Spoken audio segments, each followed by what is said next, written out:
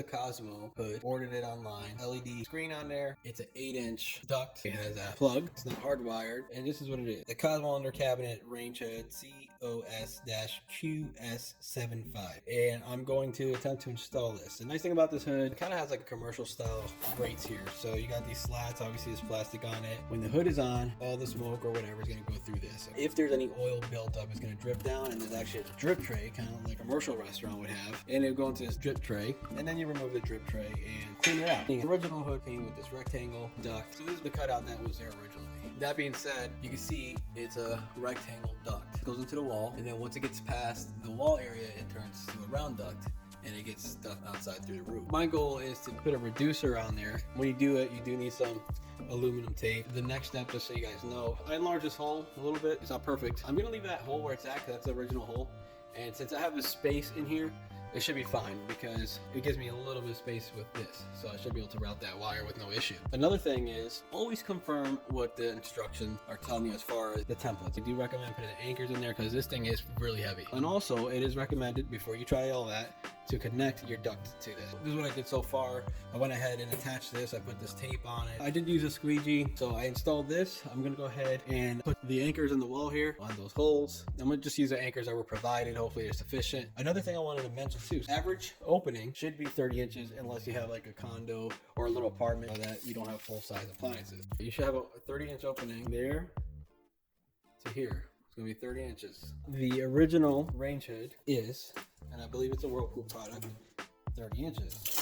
Like a hair under 30. This is what it should be. This hood is only 29.5 inches. I got that ½ inch that I gotta mess with. I gotta make sure it's center. It is what it is. I didn't spend top dollar. I think I spent 300 and change on it, or 290 something. I'll look at it and see if I can list it on my description. You are gonna need at least 2 people, unless you have like one of those cabinet jacks. A microwave is easier to install. And the reason why I say it's easier to install is because normally it comes with a bracket that will mount to the wall. It'll either be a strip bracket or a full bracket. It goes from the top to the bottom, and it has a lip on the bottom that will connect to the back of the microwave. So when you put a microwave on, you could take the microwave, tilt it. Let's say this is the wall. And let's say this is a bracket right there.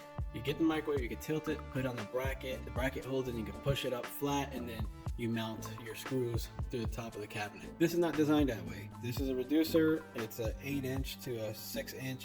And I crimped that. It didn't come like that. It came like this, flat. Still have my tools from when I used to install ductwork for AC units. So I went ahead and crimped it all around so it could fit inside of this bottom piece. So that ends up fitting in there. Goal is to basically install like this. All right, so it's gonna go inside, and it's gonna look like that.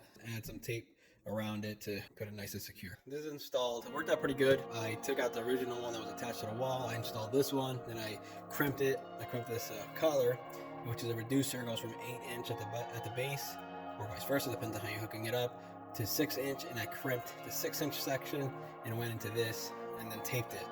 This had the other part go in, and I went ahead and taped it the best I could.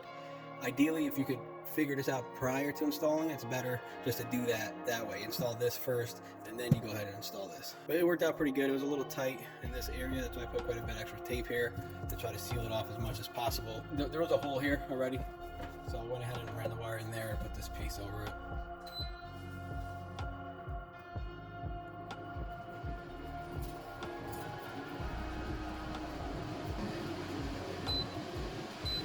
Oh wow. Like a airplane. Checking to see if there's any air leaking. I feel a little bit back here where it's difficult to get to. I'm gonna try to fill that in a little bit better with tape.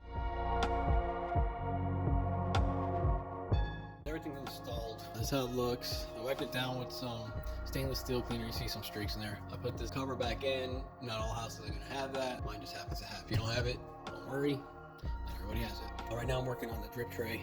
It's gonna go like this and facing you on the back part of the hood. It's gonna go in this channel. I used to not have carpal tunnel, but now I do from removing this plastic. That thing is on there pretty good.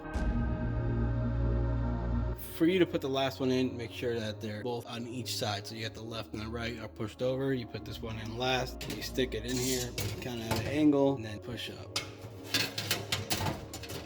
And it sits up in a channel. That's it, guys. This thing looks pretty good.